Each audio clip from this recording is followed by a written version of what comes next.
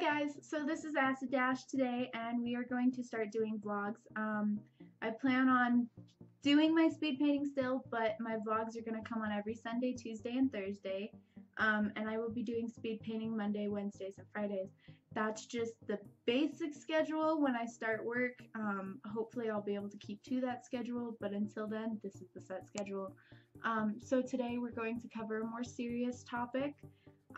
Generally, I know you don't start out with serious topics, but I have been struggling with this one a lot the past few weeks, and I really feel like it's important to not only talk about it from somebody who suffers from it, so you guys know that you're not alone. I'm also going to be giving you some pretty cool coping mechanisms for depression, anxiety, things that way. So yeah, I guess here we go. Today we are talking about depression and self-harm. So the website I'm currently on is healthplace.com/abuse or self-injury.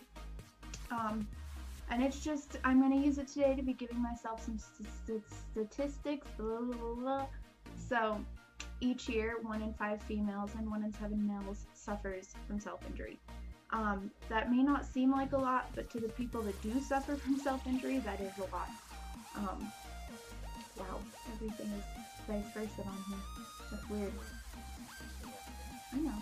Nearly 50% of those who engage in self-harm activities, such as cutting, burning, binging, pulling your hair, surprisingly I found out biting the skin around your fingernails, which I'm notorious for, is a very, very bad, can also be considered self-harm. Things like punching walls, doing very reckless things, substance abuse, are all different signs of self-harm. They are also different signs of depression and anxiety. Now when it comes to like your lips, especially, I found this out too, when you're biting, when you're like picking the skin off of your lips, which I'm notorious for as well, that's also an anxiety disorder. Generally you won't find yourself doing it, you won't realize you're doing it till after you like pick a piece of skin off and you're like, ow, that really hurt, you know. The same thing with your fingernails. I bite my fingernails. I'm notorious for it. Yes, I will admit to it. I am trying to stop. I go at it when I'm bored or when I'm anxious. I wanted to give you guys some coping mechanisms today to talk about that so we can figure out how to better handle ourselves when we get into this self-mutilation. Now, the past few weeks, I've been drawing. I've been doing my speed paintings, which a lot of you would guess by the speed paintings I'm not, I'm fine and perky all the time, everything's great. Well, in fact, it's not. Half of the time I'm doing the speed paint videos, naturally I'm a little bit more upset. The event art, the one speed paint I did, Why Am I So Alone? That was event art. This last one that I did was event art as well, even though it didn't really look like it. It was more on the cheerier side. I tried to keep it happy. I do know, that I may not have a lot of subscribers, but for the subscriber count that I do have, just know that I do love you guys. I do care for you all. And when I find out, that I've got ones that are self-harming and things that way, it really, how do I say it? It really hurts to know that you guys, you're so precious to me. You all are so precious to me, and to find out that you're self-harming is just like, it's just like a knife to the heart. Yeah. So today I'm going to give you some coping mechanisms. So here's some easy ones. So one of them I'm going to go through is the frozen rag. Now, the frozen rag, you're going to look at it and you're going to be like, this sounds really stupid, this sounds really funny, but just humor yourself and try it because it really works. Now, what you do with the frozen rag is you take and you get like a towel, like a little dish rag, and you get it soaking wet, wring it out just enough that it's not dripping. You're going to roll it up and then you're going to coil it so it looks like a spiral, so it's not going to be like an ice cream coil, but it's going to be like a smushed coil. And then you're going to freeze that. You're going to let that freeze overnight. I don't know how long. Generally, I let mine freeze overnight so they're extra solid. If you have like a deep freezer, you can stick it in there and it'll freeze a lot faster. Normally, you only have to leave it in there for 15-20 minutes when it's completely rock solid. And then what you do is you take this towel out when you're feeling anxiety, when you're feeling depressed, and you work with this towel and you try to undo this towel and completely unravel this towel without tearing it, without melting it. So you know, you're just supposed to work on it. And this is I found this out. I actually have been to a mental hospital before. I have seen what it looks like. I have been in it for 6 days and 6 nights, and it's scary. It's definitely a very scary experience to go into, especially when, you know, all you're doing is requesting help, and, you know, that's, yeah. So that being said, you work with this frozen towel, and this frozen towel, the cold on your hands sends a message to your brain that actually helps to calm you down, which is really, really nice. Because you can do this instead of your self-harming, instead of you're cutting, you're burning, you're pinching, your hair pulling, you're putting fists through the walls, you're punching brick walls and breaking your hands, nail biting, things that way. If you can get over that and you can use like this frozen rag, it helps a lot. Trust me, it really works. I've tried it, I used it, I love it, I still use it to this day. Now, I understand if you're out and about, you're at school, you're shopping, you're out hanging out with friends, you're at a party, you're doing something to that sort, you can't just like pull a frozen towel out of, look, I got a frozen towel, keep a mini fridge in my purse type of deal. So what you do is you get a Rubik's Cube. Like it can be a big Rubik's Cube, it can be a little itty bitty Rubik's Cube.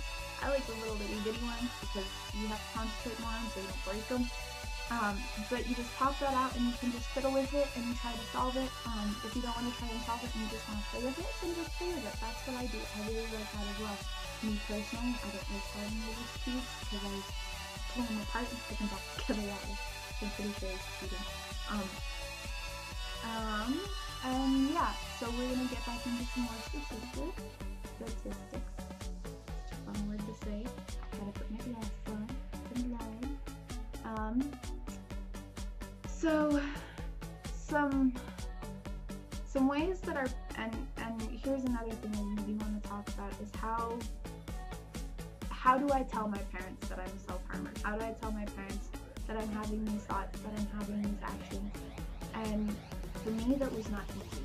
That was probably the hardest thing I ever had to do. To see my mother cry when she found out that I was self-harming hurt so much. But I knew that if I did not tell them, I would not be able to get the help. Now, that being said, I am a previous self-harmer. I do know what it's like.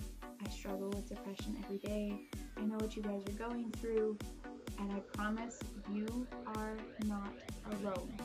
I am always here. Acid Dashie is always here for you guys, for her, for me. I love you all.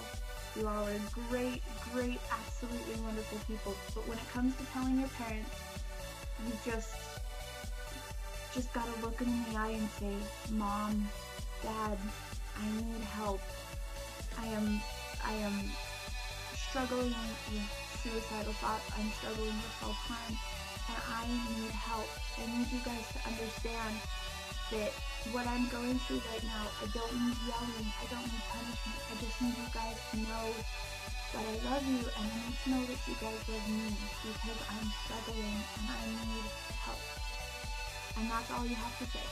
And even if you can't say anything else, just say I need help. That's all you gotta do. I know some of you don't have parents you can really turn to, that you can really trust. My son, who I'm going to be adopting in a few years, he is the same way. He cannot talk to his family about things like this.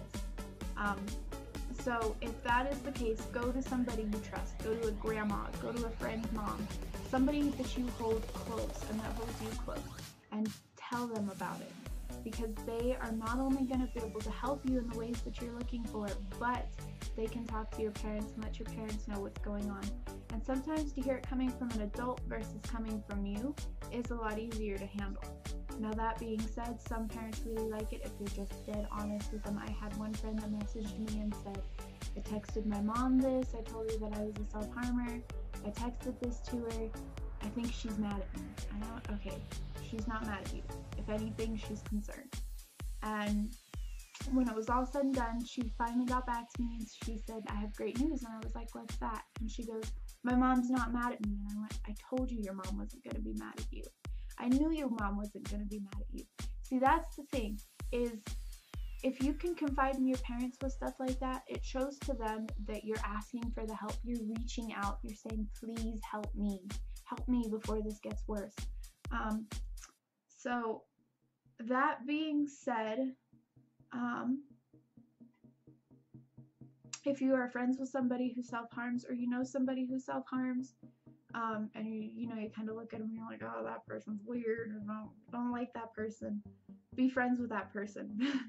Because I can guarantee you that person's struggling with the same depression, maybe not more depression, that you're going through. And some people say, oh, you could be worse, you could be in a worse situation, and I understand that. You could be in a lot worse situation, but we all handle depression and self-harm differently, and for some of us, we handle it worse than others.